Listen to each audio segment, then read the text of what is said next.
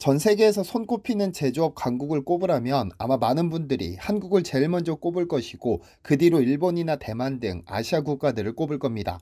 그런데 한국이든 일본이든 대만이든 우리가 생각하는 제조업 강국들이 절대 넘볼 수 없는 위험을 가진 국가가 하나 있는데요. 독일입니다. 독일은 잘 알려져 있다시피 제조업 분야의 절대 강자로 군림하고 있는데 2009년 중국에 1위를 내주기 전까지 6년간 수출 세계 1위 자리를 지켰습니다. 비록 전쟁 중에 개발된 것이기는 하나 인류 최초의 컴퓨터, 히틀러의 목이 쉴 것을 염려해 발명된 마이크, 제트 추진 전투기, 헬리콥터, 미사일 등이 독일에서 개발됐고 세계 최초의 자동차 역시 칼 벤츠라는 독일인의 손에서 태어났죠. 그래서 독일은 항상 세계 최초, 세계 최고라는 타이틀을 자랑스럽게 여기는데 역사를 조금만 거슬러 올라가 보면 독일인들도 심지어 전 세계 많은 이들이 세계 최초로 알고 있는 것들이 세계 최초가 아닌 것들이 발견됩니다. 대표적으로 구텐베르크 성서 덕분에 독일은 세계에서 가장 먼저 금속 활자를 개발한 나라로 알고 있지만 한국의 직지 때문에 세계 2위로 내려갔고 그 격차는 78년에서 조만간 어쩌면 216년으로 벌어지게 될지도 모릅니다. 그런데 여기 독일인들이 전 세계를 구원할 기술이라며 자랑스럽게 여기던 기술 하나가 청계천 폐지 더미에서 발견된 책 한 권 때문에 세계 2위로 끌려 내려와 버렸습니다. 도대체 어떤 책이 발견됐길래 이런 일이 벌어진 걸까요?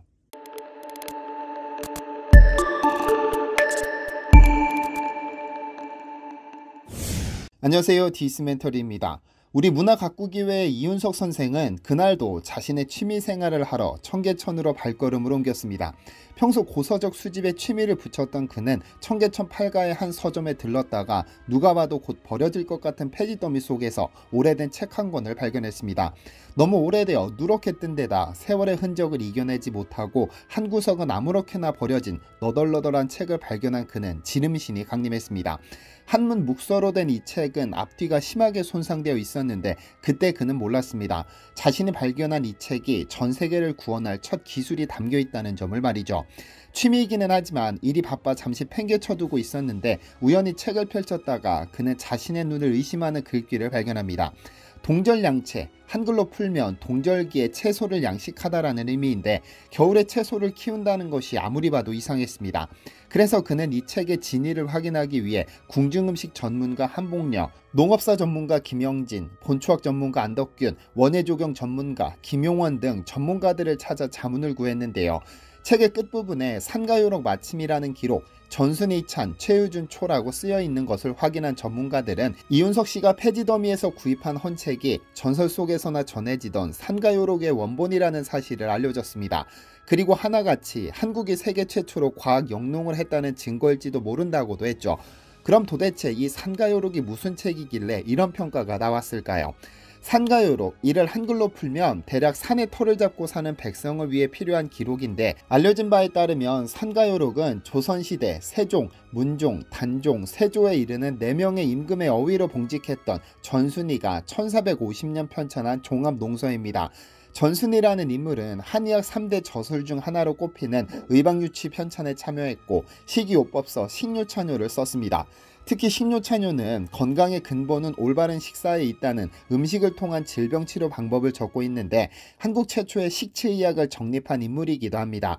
어쨌든 1999년경 청계천 폐지 더미에서 발견된 산가요록의 동절양채가 무엇이길래 전 세계를 구원할 기술이라는 다소 손발이 오그라드는 별명을 얻게 된 것일까요? 실제로 그럴 만한 가치가 있는 책일까요? 지난 2018년 유엔 식량농업기구 FAO는 이제껏 큰 관심을 받지 못했던 토양오염에 대한 주의를 환기시킬 목적으로 토양오염 숨겨진 현실이라는 중대한 보고서를 발표했습니다. 보고서에 따르면 토양오염의 주 원인은 산업활동의 부산물로 사용되거나 생산되는 화학물질, 가정, 축산 및 생활 폐기물, 농화학 제품, 석유에서 유래된 물질인데 이들은 쓰레기 매립지에서 기름이 유출되어 실수로 방출되거나 비료와 농약 사용, 처리되지 않은 폐수를 사용해 의도적으로 배출됩니다. 이는 인간에게 아주 심각한 문제입니다. 오염물질은 독성 수준을 높여 농작물 수확량을 감소시켜 식량의 자급자족에 심각한 문제를 초래할 뿐만 아니라 이런 오염물질을 먹고 성장한 농작물을 먹어야 하는 인류에게 이로울 리가 없죠. 이런 토양 오염의 심각성이 대두되면서 대체 방식으로 제시된 것이 바로 스마트팜입니다. 수경 재배가 가장 일반적인데요. 농작물은 사실 굳이 토양에 살지 않아도 수분과 적당한 영양분이 공급될 수 있으면 충분히 성장할 수 있습니다. 농업의 탄생과 함께 토양에서 농작물을 재배했기 때문에 땅에서 키우는 것이지 최적의 영양분과 수분을 갖출 수 있다면 땅이 아니라도 얼마든지 재배가 가능하죠. 그래서 현재 화훼, 채소, 과일 등은 스마트팜에서 생산하는 데 성공했고 미래에는 토양이 아닌 온실에서 모든 작물을 재배할 수 있을 것으로 예상됩니다. 이렇게 되면 굳이 토양을 오염시키지 않아도 식량을 자급자족할 수 있는 새로운 길이 열리게 됩니다. 이 스마트팜 분야에서 한국은 대단한 기술력을 보유하고 있습니다. 이미 중동, 아프리카 등지에 한국형 스마트팜을 수출하고 있기도 한데요. 그런데 이런 스마트팜의 핵심은 뭐니뭐니 해도 온실입니다. 스마트팜의 가장 큰 장점은 1년 내내 농작물을 재배할 수 있다는 것인데 러시아나 카자흐스탄 등의 추운 국가에서는 영하 30도까지 떨어지는 겨울철에 아무것도 자라지 않습니다. 그래서 온실이 갖춰져야 비로소 스마트팜이 완성되는 것이죠. 조선 왕조실록 중 성종실록 제13권에 이런 내용이 등장합니다. 요즘 언어로 조금 변형하겠습니다.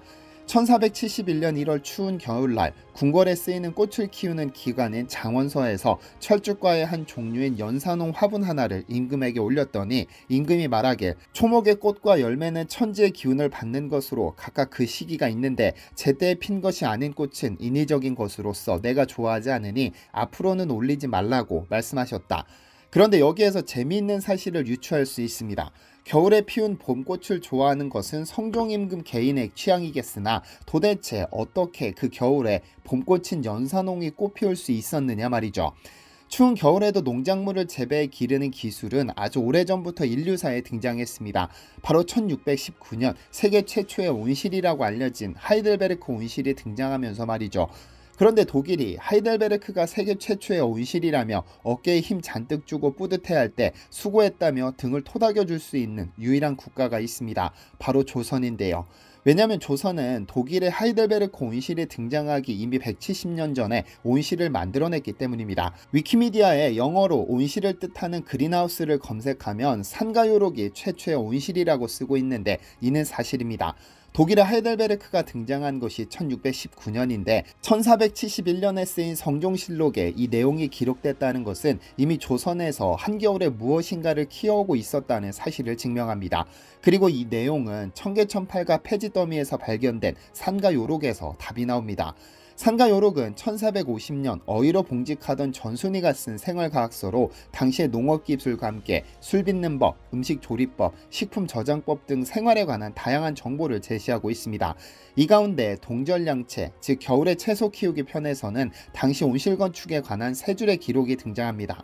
책에 따르면 남쪽을 제외한 3면을 진흙과 볏짚으로 쌓은 흙벽돌로 벽을 쌓고 바닥은 구들로 만들고 그 위에 30cm 정도의 배양토를 깔았으며 그 위에 종자를 심는다. 45도 경사진 남쪽 면은 창살에 기름 먹인 한지를 붙여 막았으며 밤에는 솥에 불을 지펴 수증기로 보온과 습기를 공급해 채소를 재배했다고 기록하고 있는데요. 여기에 더해 집의 크기는 임의대로 하되 3면에 벽을 쌓고 기름종이를 바른다. 남쪽 면은 살창을 달아 마찬가지로 기름종이를 바른다.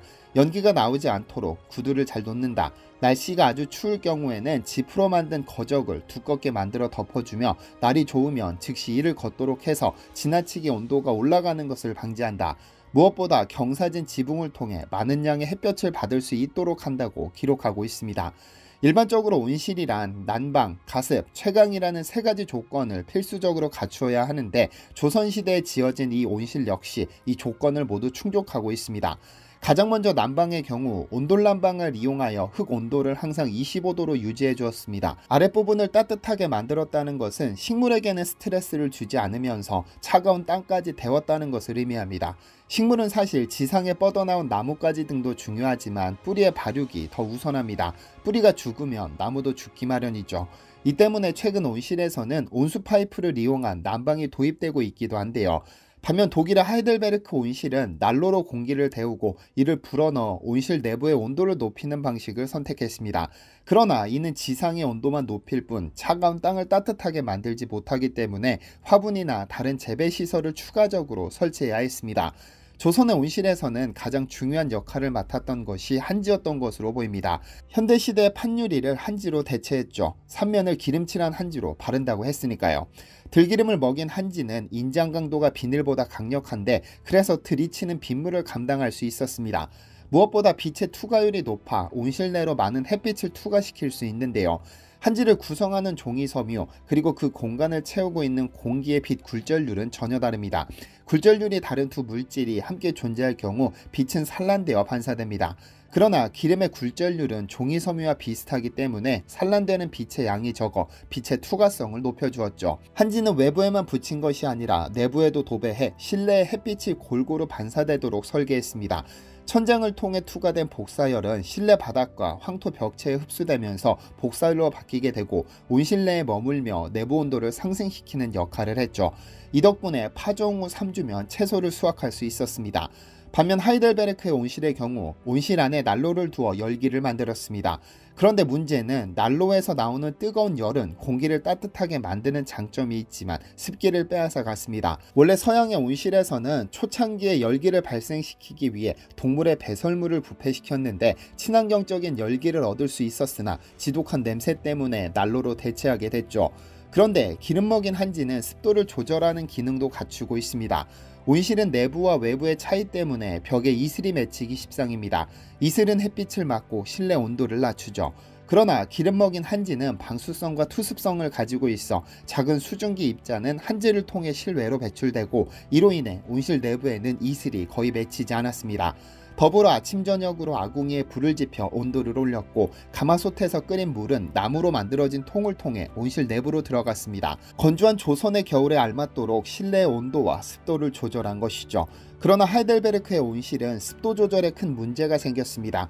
열기를 데우기 위해 난로를 두었더니 너무 건조해졌고 습도 문제를 해결하고자 스팀을 이용해 온도를 높였더니 식물이 데쳐지는 현상이 나타난 것이죠.